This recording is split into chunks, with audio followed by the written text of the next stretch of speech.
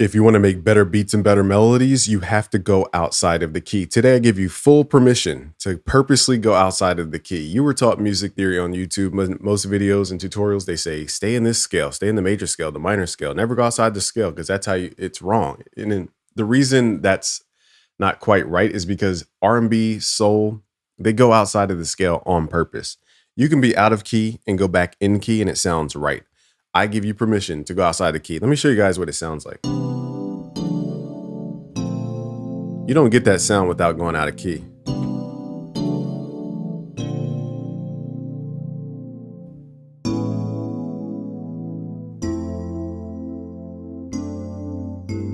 Okay, so let's record that just to show you the notes here.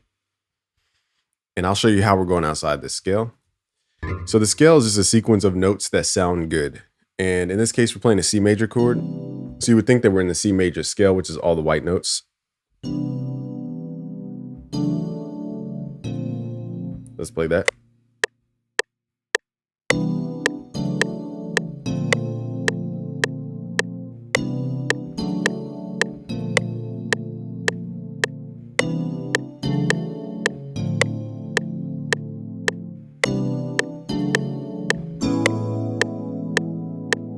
Okay, so these chords don't exist without purposely going outside of the scale. So if we're assuming that we're in the C major scale, which is all the white notes, look how many notes go outside. I'm going to highlight all the black notes here. I want you guys to see how many notes in this entire chord progression are out of key, quote unquote. And I want you guys to listen to how it feels to go outside the key. All right, so let's open that back up.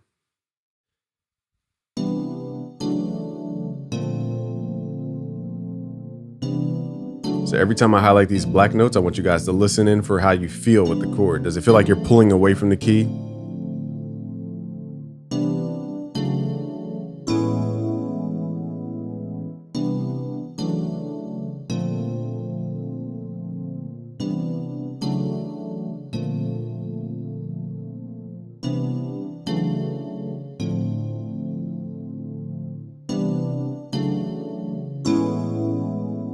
I want you guys to go outside of the key on purpose. So the first step, before we even get into how to do intervallic resolution and all these melodic things, allow yourself to go out of key. Here's a quick tip. If you have a note and you go to the half step above, it usually wants to resolve back down. Let me write a quick bass line. Let's clone this so that I could use the same sound bass. And then we're going to move over to a different preset here for bass. Now, when it comes to bass, I'm going to show you guys something here. Let's go to a different pattern. All right, let's record this bass.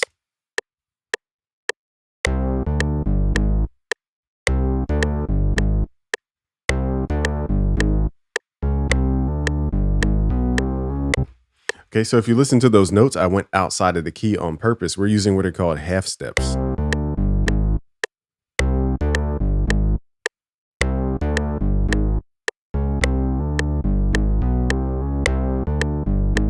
So the half steps add that New Jack Swing vibe, that R&B vibe, that soul vibe that we want so badly.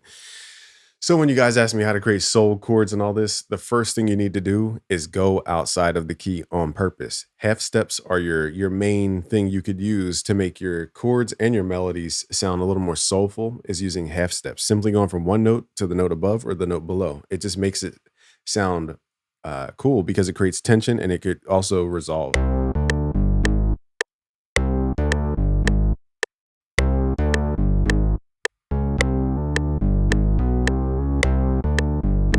Without those half steps, that doesn't even sound as groovy. Groovy, dude. So this is what I mean is that you have to give yourself permission to purposely allow yourself to add notes that aren't in your scale. I can't say that enough because for the longest time, I would think that I was doing the wrong thing by adding a note that had a sharp if I was in a natural key, like A natural minor, for example. And I always thought I was doing something wrong. So it would stop me from going into that discovery portal because I just didn't allow myself to add those notes.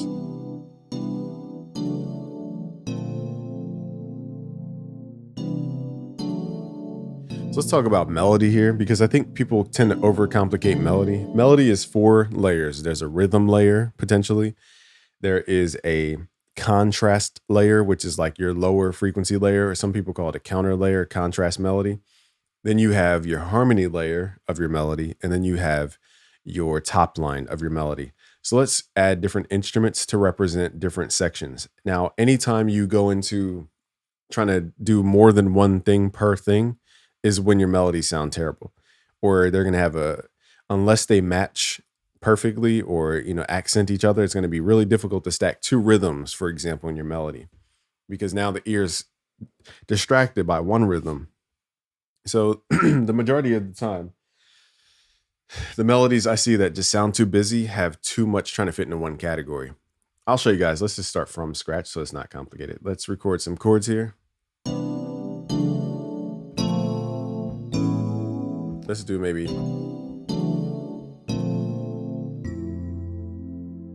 And then let's do something like that.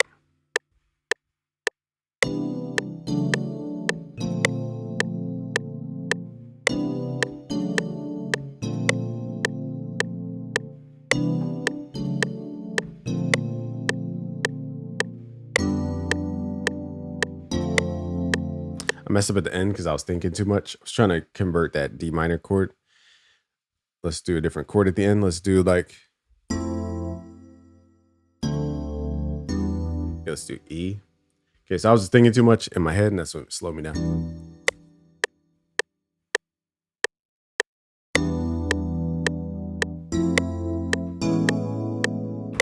Okay, so now we have these chords. We're going to go in. So this is our harmony layer. Now our primary, tonal center is going to be C major, all the white notes starting from C. Let's go into our bass.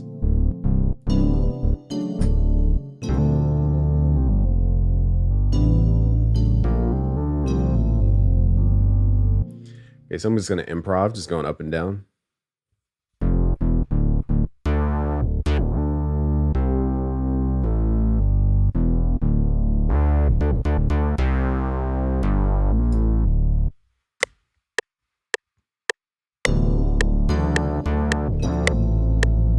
Already messed up.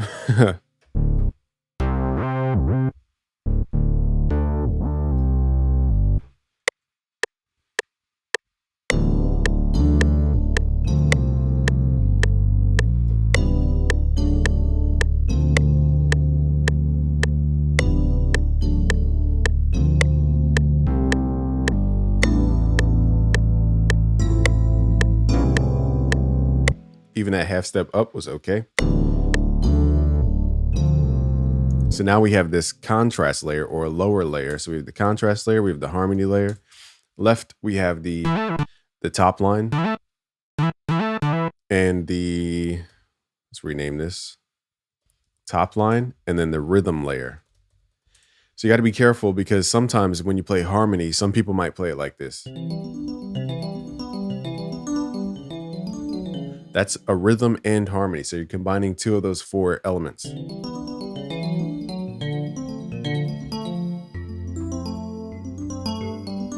So that's harmony and rhythm. So that would take up two of those categories. Let's move to the top line. Top lines usually have high frequencies that are higher than everything else. So let's go up an octave.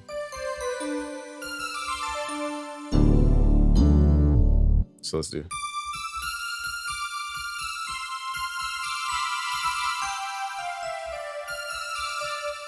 I like that. So let's see if that fits.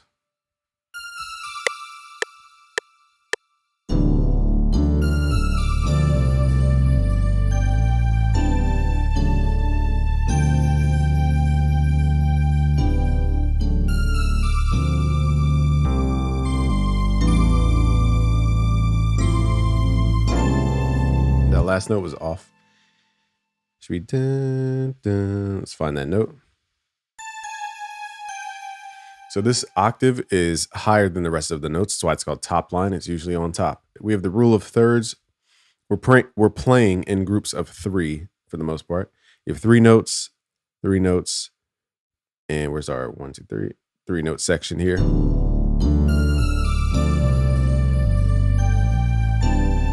Okay, so now we need a rhythm layer. So let's find something that's short and plucky.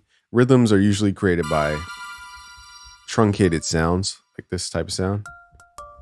Now, rhythm does not need to be like a lot of notes. It could just be one note or two notes. Okay, so it does not need to be a ton of notes.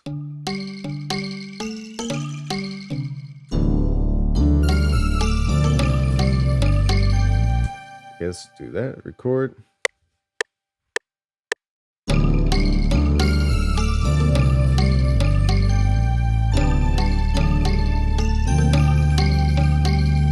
Should have turned the metronome on because I hope that was on rhythm. I'm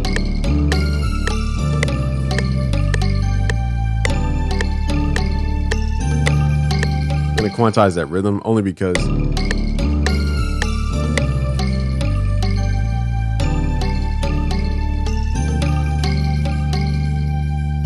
just copy it over. So just playing a few notes, 3 notes in this case. The bass could be better, but I don't have time to sit here and write.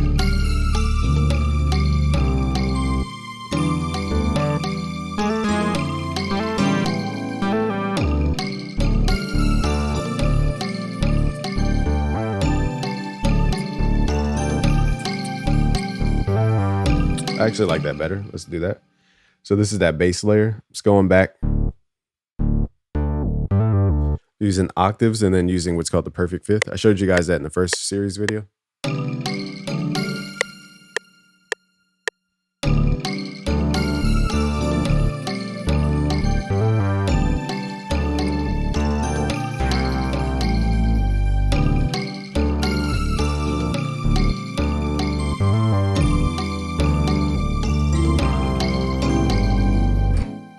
Okay, so again, your song should move without any drums.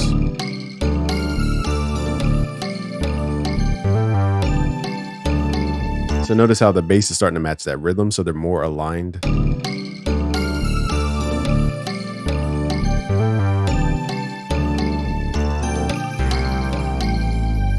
Technically, we're using drums in this one, percussive drums.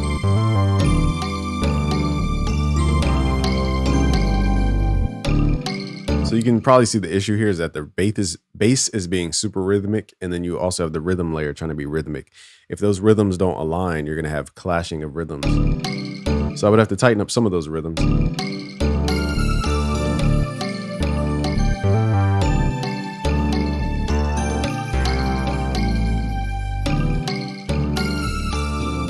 So what I can do is prioritize the leveling so that one dominates the other.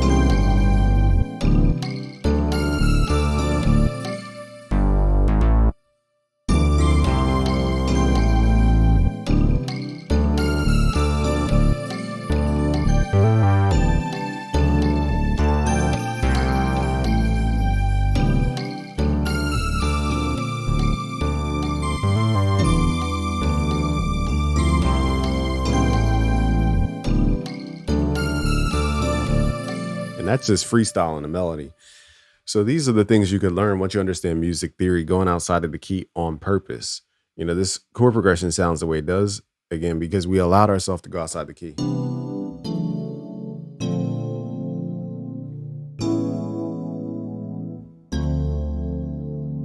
Stuff like that, that's how you make stuff sound cool. And then let me see here.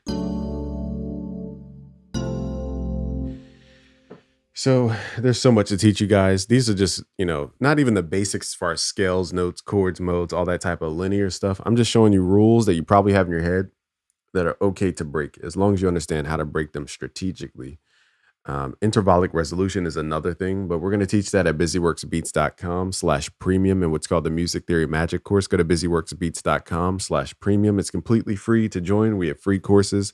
We also have a free 14-day trial for our paid courses to let you guys get started right away without worrying about your money. Come on down to the altar.